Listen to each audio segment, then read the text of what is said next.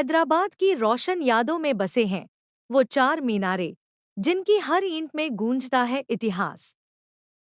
आइए जानते हैं चारमीनार की कहानी। 16वीं सदी के उत्तरार्ध में भारत के दक्षिण में गोलकुंडा सल्तनत का राज्य फैला हुआ था। यह क्षेत्र अपने किलों, खजानों और मसालेदार व्यापार के लिए प्रसिद्ध था। गोलकुंडा के किले की ऊंची दीवारों और मजबूत गढ़ों ने इस सल्तनत को सुरक्षित रखा। यहाँ सोने, हीरे और जवाहरात की खानें थीं और व्यापारियों का आगमन लगातार होता था।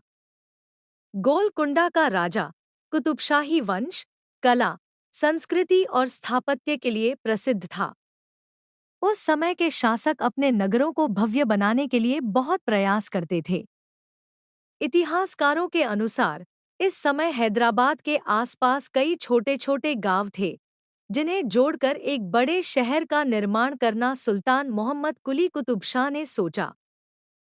सुल्तान मोहम्मद कुली कुतुब शाह ने सोचा कि गोलकुंडा किला भले ही सुरक्षित है, लेकिन वहां रहने की जगह सीमित और गर्मियों में गर्मी बहुत अधिक होती थी। इसलिए उन्होंने एक नया शहर बनाने का निर्णय लिया, जो व्यापारिक केंद्र भी हो और सांस्कृतिक धरोहर भी बने। उनका लक्ष्य था कि यह शहर न केवल उनकी शक्ति का प्रतीक हो, बल्कि धार्मिक और सामाजिक गतिविधियों का केंद्र भी बने। उन्होंने वास्तुकारों और शिल्पकारों से शहर की योजना बनाने को कहा। शहर के केंद्र में एक भव्य इमारत बनाना सुल्तान का सपना था। यह इमारत चार मीनारों वाली, यानी चार टावरों वाली होगी, जो शहर के चारों दिशाओं से दिखाई दे सके। इतिहासकार मानते हैं कि चारमीनार का निर्माण 1591 ईस्वी में शुरू हुआ। इसका उद्देश्य केवल भव्यता नहीं था, बल्कि यह शहर के केंद्र में स्थित प्रार्थना स्थल और प्रतीकात्मक इमारत भी होना चाहिए था। कुछ किंवदंतियों के अनुसार सुल्तान ने इसे उस समय की महामारी, प्लेग, के समाप्ति के प्रतीक के रूप में भी बनवाया था। शहरवासियों के लिए यह एक नई आशा और सुरक्षा का संदेश था। सुल्तान ने स्थापत्य और कला के शिल्पियों को बुलाया। उन्होंने कहा कि चारमीनार में इस्लामी और हिंदुस्तानी वास्तुकला का मिश्रण होना चाहिए। पत्थर, संगमरमर, चूना और मिट्टी का मिश्रण इस भवन को बनाते समय प्रयोग किया गया। चार मीनारें केवल ऊंचाई में नहीं, बल्कि अपनी सजावट और कारीगरी में भी अद्वितीय थी। प्रत्येक मीनार पर सुंदर मेहराब और नक्काशी की गई, जिसमें कुरान की आयतें और ज्यामितीय डिजाइन का अद्भुत संगम था। चारमीनार का निर्माण कई वर्षों तक चला।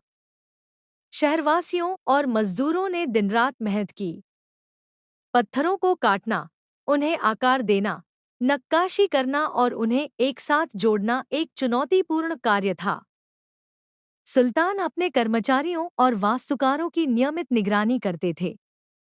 हर ईंट और हर मेहराब पर उनकी छाप दिखाई देती थी। चारमीनार के निर्माण के बाद नया शहर धीरे-धीरे बनना शुरू हुआ। चारों ओर सड़कें, बस्तियां और बाजार विकसित हुए। यह शहर अब न केवल प्रशासनिक और व्यापारिक केंद्र बन गया, बल्कि सांस्कृतिक और धार्मिक गतिविधियों का भी हब बन गया। चारमीनार शहर की पहचान बन गया। उसकी भव्यता, ऊंचाई और स्थापत्य ने शहरवासियों को गर्व का एहसास कराया। चारमीनार के जन्म के साथ ही कई कहानियां जुड़ गईं। लोग कहते हैं कि इस इमारत के नीचे एक गुप्त सुरंग भी थी, जो सीधे गोलकुंडा किले तक जाती थी। कुछ लोग मानते हैं कि चारमीनार के चार मीनार चार दिशा में दुनिया की रक्षा करने का प्रतीक हैं। इन सभी कथाओं और ऐतिहासिक तथ्यों ने चारमीनार को केवल एक इमारत ही नहीं, बल्कि आस्था, कला और शक्ति का प्रतीक बना दिया। सुल्तान मोहम्मद कुली कुतुब शाह ने अपने नए शहर का सपना केवल भव्यता के लिए नहीं देखा था। उनके मन में यह विचार था कि शहर का केंद्र ऐसा हो जो सभी दिशा में नजर आए और जो शहरवासियों के लिए सांस्कृतिक, धार्मिक और सामाजिक केंद्र का काम करे। उन्होंने कहा यह सिर्फ ईंट पत्थर की इमारत नहीं होगी, बल्कि यह हमारी शक्ति, हमारी आस्था और हमारी संस्कृति का प्रतीक होगी। सुल्तान चाहते थे कि इस इमारत का नाम आने वाली पीढ़ियों में भी याद रखा जाए और यह हैदराबाद की आत्मा का केंद्र बने। सुल्तान ने कई कारीगरों और वास्तुकारों को बुलाया। इनमें से कुछ नाम ऐतिहासिक दस्तावेजों में मिलते हैं, जैसे कि मीर मुमताज और अन्य अनुभवी शिल्पी। मीर मुमताज ने वास्तुकला की समग्र योजना बनाई। शिल्पियों ने नक्काशी और पत्थर का काम संभाला। मजदूरों ने पत्थरों को काटने, आकार देने और जोड़ने का कार्य किया। सुल्तान चाहते थे कि चारमीनार का हर मीनार अलग न होकर समग्र रूप में एक संतुलित और भव्य संरचना का प्रतीक बने। चारमीनार के निर्माण के लिए चुनिंदा सामग्री का उपयोग किया गया। पत्थर स्थानीय और आसपास के क्षेत्रों से लाए गए। चूना और ईंट दीवारों और मेहराब के लिए।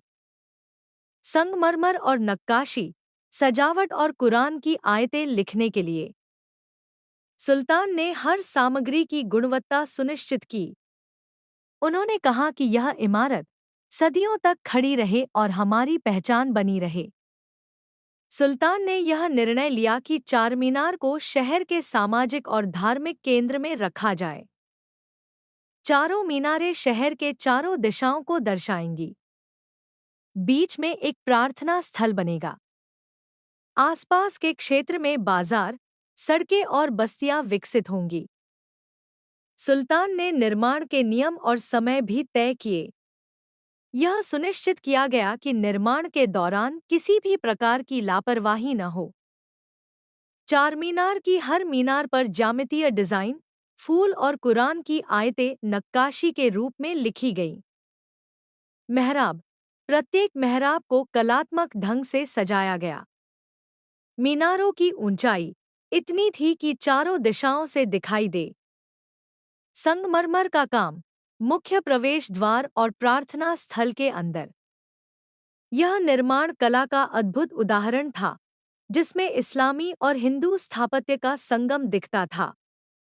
निर्माण कार्य केवल शासक और शिल्पियों का नहीं था। स्थानीय मजदूर, पत्थर काटने वाले और ईंट बनाने वाले भी इसमें लगे। शहरवासी इसे देखकर गर्व महसूस करते और कई लोग इसे यादगार बनाने में योगदान देते। सुल्तान ने मजदूरों के लिए नियम और व्यवस्था भी बनाई ताकि निर्माण स्थिर और सुरक्षित रहे। निर्माण कार्य के दौरान कई चुनौतियां आईं। भारी पत्थरों का स्थानांतरण और उनका आकार देना। गर्मियों में काम करना कठिन। कला और वास्तुकला के अनुरूप हर विवरण को परफेक्ट करना। सुल्तान ने हर समस्या का समाधान किया और निर्माण को समय पर पूरा करने का निर्देश दिया। सुल्तान ने निर्माण से पहले चारमीनार के चारों मीनार और केंद्र का संपूर्ण मानचित्र तैयार करवाया। उन्होंने सुनिश्चित किया कि यह इमारत शहर के लिए प्रेरणा का केंद्र बने और आने वाली पीढ़ियां इसे देखकर गर्व महसूस करें। साथ ही यह इमारत धार्मिक, सांस्कृतिक और सामाजिक गतिविधियों का केंद्र भी बनेगी।